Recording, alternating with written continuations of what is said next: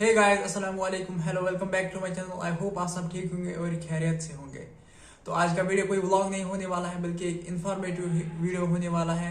मैं आपसे information share करूंगा रिलेटेड यूक्रेन एंड रशिया वार। इसलिए मुझे कल एक फ्रेंड कॉल कर रहा था, वो यही पूछ रहा था कि वार क्यों चल रहा है, रशिया क्यों अटैक कर रहा है यूक्रेन पर। तो बिल्कुल ये आज हर किसी शख्स के जहन में है कि आज क्यों वार चल रहा है, रशिया आज इस पोस्ट मॉडर्न के जमाने में वार क्यों चाहता है। तो ये सिचुएशन, ये वार, यूक्रेन और रशिया वार समझने के लिए हमें दो चीज़ों की समझ होनी चाहिए। पहले वो है यूएसएसआर और नेटो। मैं जल्दी जल्दी इनको सिंपल वर्ड्स में एक्सप्लेन करता हूँ कि यूएसएसआर क्या है, क्या था, और नेटो क्या है। आपको पता ही होगा कि आफ्टर सेकंड वर्ल्ड वार दुनिया दो पावर ब्लॉक्स में तकसीम हुई थी। एक है यूएसएसआर पावर ब्लॉक, दूसरा है यूएसए पावर ब्लॉक। तो उस वक्त हमेशा यही टेंशन रहती थी कि अभी ना अभी वार स्टार्ट हो जाएगा यूएसए और यूएसएसआर के दरमियान, या यूएसए अटैक करेगा यूएसएसआर पर, या यूएसएसआर अटैक करेगा यूएसए पर। तो उसी सिचुएशन को कोल्ड वार कहा जाता था, वो आपको पता ही होगा।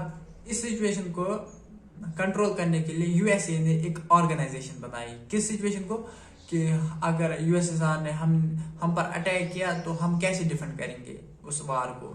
तो यूएसए ने एक ऑर्गेनाइजेशन बनाई। यूएसए के साथ और भी नेशंस थे, फ्रांस वगैरह, पोलैंड। तो उसके साथ वो नेशंस थे, उन्होंने एक ऑर्गेनाइजेशन बनाई, मिलिट्री ऑर्गेनाइजेशन बनाई 1949 में, टू काउंटर यूएसएसआर। उस ऑर्गेनाइजेशन का नाम रखा NATO, North Atlantic Treaty Organisation. ये एक मिलिट्री ऑर्गेनाइजेशन थी। इसमें उस वक्त 12 नेशंस थे, तो ये 12 मुल्कों की फौज थी। तो स्ट्रांग आर्मी इन्होंने बनाई।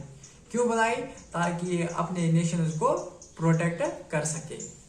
1949 में बनी। तो आ गया आपको समझ नेटो क्या है। नेटो एक मिलिट्री ऑर्गेनाइजेशन है। और यूएसएसआर क्या था? वो एक पावर ब्लॉक था जिसके साथ बहुत सारे नेशंस थे, और यूएसए के साथ भी बहुत सारे नेशंस थे आफ्टर सेकंड वर्ल्ड वार। तो अब हम डायरेक्टली आ जाते हैं 1992 पर। 1992 में यूएसएसआर ब्रेक डाउन हुआ। इससे बहुत सारे नेशंस अलग हो गए जो इसके साथ शामिल थे यूएसए के खिलाफ। तो 1992 में ये अलग हो गए। इससे बहुत सारे देश निकले, बहुत सारे नेशंस निकले। एक नेशन यूक्रेन भी था। तो अब यूएसएसआर नहीं रहा, अब रशिया रहा, रशिया बन गया।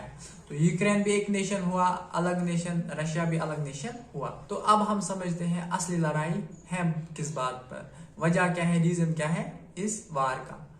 आज यूक्रेन चाहता है कि मैं नेटो का मेंबर बनूं, नेटो की मेंबरशिप हासिल कर सकूं। और आप लोग सोच रहे होंगे, अगर यूक्रेन नेटो का मेंबर बने तो ये रशिया का क्या नुकसान है इसमें।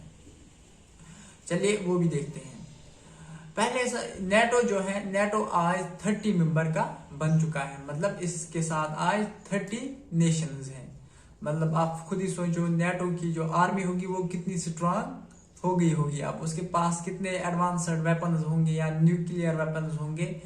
तो ये एक मजबूत ऑर्गेनाइजेशन बनी है, एक मजबूत तंजीम बनी है।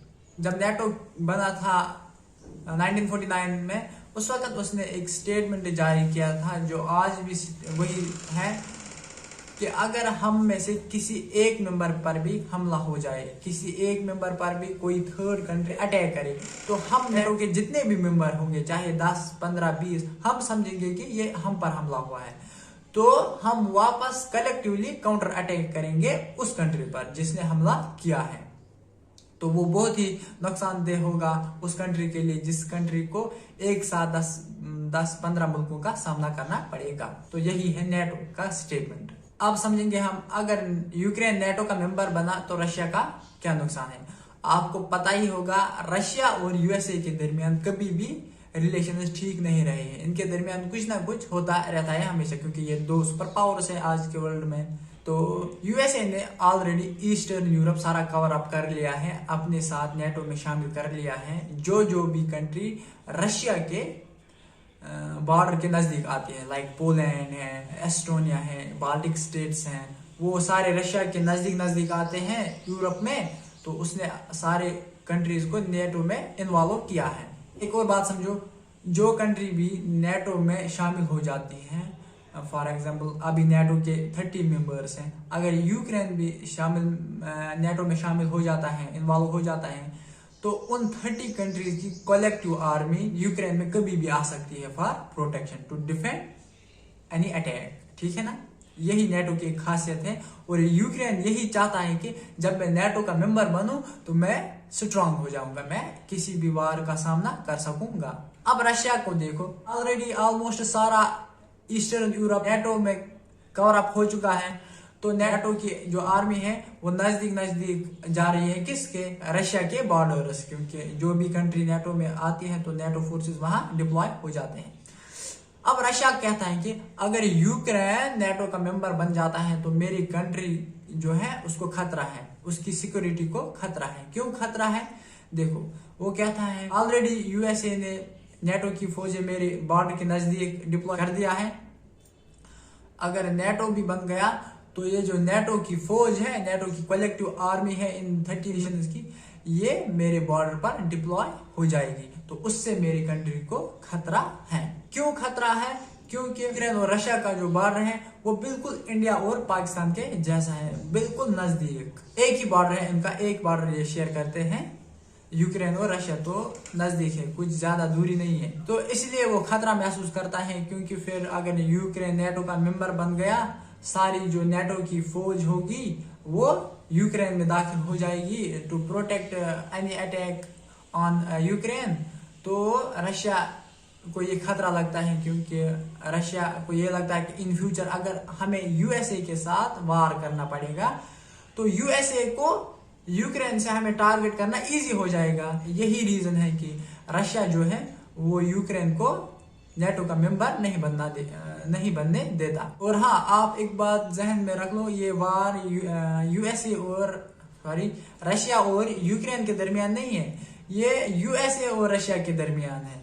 वो यूक्रेन तो बीच में मोहरा बन चुका है, कठपुतली बन चुकी है। देखो कैसे हमेशा यूएसए और रशिया के रिलेशन है वो खराब होते रहे हैं, तो इन फ्यूचर हो सकता है इनके दरमियान वार हो। इसीलिए रशिया नहीं चाहता कि इनकी फौज ऑलरेडी मेरे बॉर्डर के नजदीक आ जाए।